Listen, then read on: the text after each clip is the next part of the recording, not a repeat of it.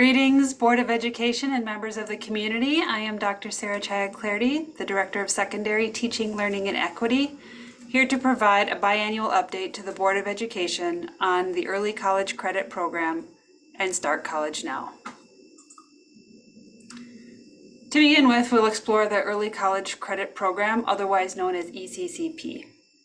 The Early College Credit Program, as outlined in policy IGCE, permits any high school student in a public or private high school in the state to enroll in any institution within the University of Wisconsin system.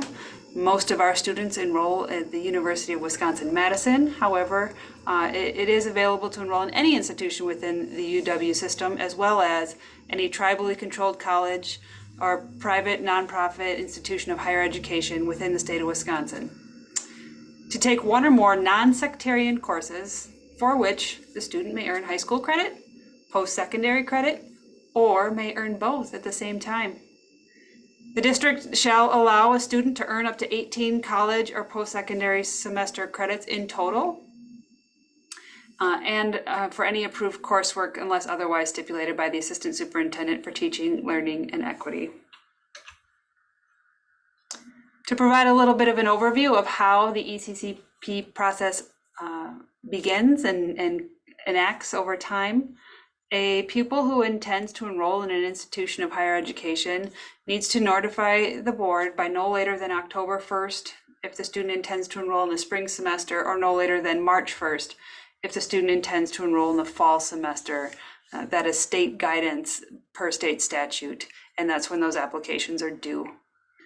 The board then notifies the student of its approval by November 15th for the spring semester or May 15th for the fall semester in terms of whether or not the courses have been approved or denied. If a course is denied, a student or parent or caregiver may appeal to the board or to the state superintendent. New this year, we have the role of the College Career and Life Readiness Coordinators, who one of their main focuses of their position is to help with the process of both early college credit programming as well as the Start College Now program that I'll speak to in a minute. And in addition to that, we do have our high school counseling staff who are also available and helpful to help guide students through this process. In terms of what we would be denying a course for, we really don't deny much. The only courses that we would deny were courses that we have running in-house. So if we have a class that we offer in our course guide and the course is running, that would be a requirement that a student who wants to take that course do so on our college campus, or excuse me, on our high school campus. But if we are not offering a course or it's not running, then students are allowed to take any class of their choosing, again, if it's not running here on our own site. And there are policies here and state statutes that outline the requirements around that. The district is billed for the tuition once the student registers and begins the course. And the fees and textbooks are all budgeted within my Department of Secondary Teaching, Learning, and Equity. Shifting gears to Start College Now, the Start College Now program is a technical college course program, and it is outlined in policy IGCF, which allows a public high school junior and senior who meet certain requirements to take courses at a Wisconsin technical college for high school and technical college credit. So whereas ECCP is for any high school student, Start College Now is for juniors and seniors. And where Early College Credit Program is for the University of Wisconsin University System and other affiliated colleges, Start College Now is for the technical college system. Most of our students attend at Madison College, however, it could be any technical college in the state. Similar to ECCP, there are processes in place around Start College Now. The same timelines apply. Students do need to inform the board of their intent or submit their application by October 1st for the spring semester or by March 1st for the following fall semester. Applications are also processed by the College Career and Life Readiness Coordinators in addition to high school counseling staff. Similar to ECCP, we do not allow students to take classes at the college that we offer on our site. So that would be denied if we're offering that same class in-house. We want our students to take our classes here on our campus. And we do pay the qualifying costs for that coursework, including tuition, fees, and books for those classes.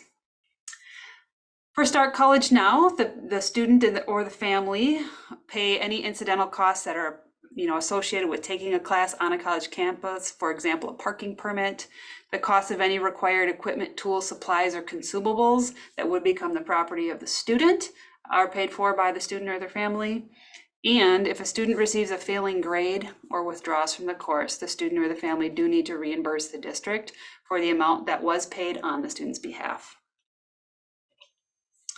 So to look at how this is funded, this chart shows that there are different funding mechanisms depending upon the program being accessed as well as what the credit is being earned for. So early college credit program, if students are just seeking high school credit or they're seeking both high school and post-secondary college credit, then the district pays for 75%, the state picks up the other 25%.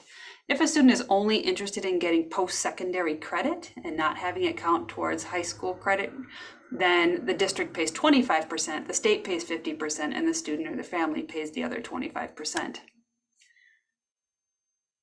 For Start College Now, again, this is for high school credit, post-secondary credit, one or the other or both. The district pays 100% of those costs.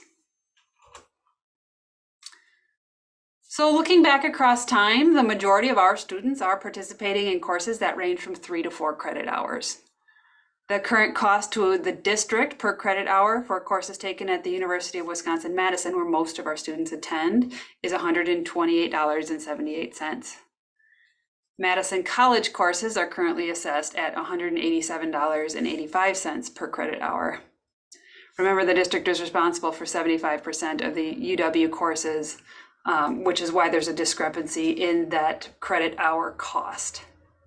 To see the expenditures that are associated with ECCP and Start College Now across time, please do refer to the situation report associated with this presentation. In looking at student enrollments, students at Sun Prairie East, Sun Prairie West, and Prairie Phoenix Academy who are seeking to either enroll in early college credit programming or Start College Now for the upcoming semester submit their applications in the timelines previously stated. The ECCP and SCN application chart is attached to the situation report and outlines each student's preferred course or courses that they're seeking to enroll in.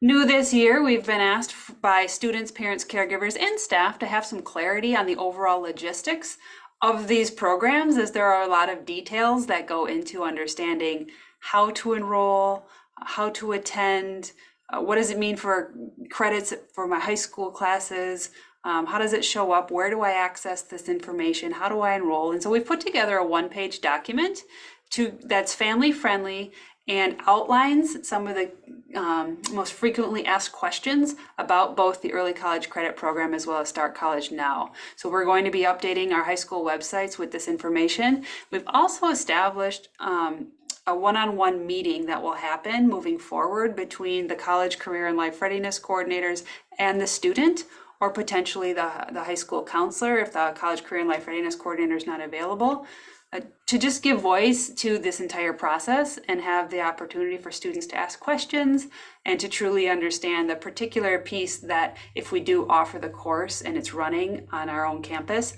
that we wouldn't deny a student seeking access to do that same course at a different college or university. We do want students to take our classes that we are running. Lastly, I just have immense gratitude to our school counselors and our college career and life readiness coordinators who work to coordinate this entire application process. It's a tremendous effort to assist students in navigating a somewhat tedious process, but really provides a plethora of opportunity to our students to enroll in college level courses. And I have also gratitude to our students who are pursuing academic challenges and taking college level courses during their high school years and knowing that they're getting a head start on a future college career and life readiness success. So my gratitude to them, and I look forward to answering any more questions that folks may have at the upcoming board meeting. Thank you.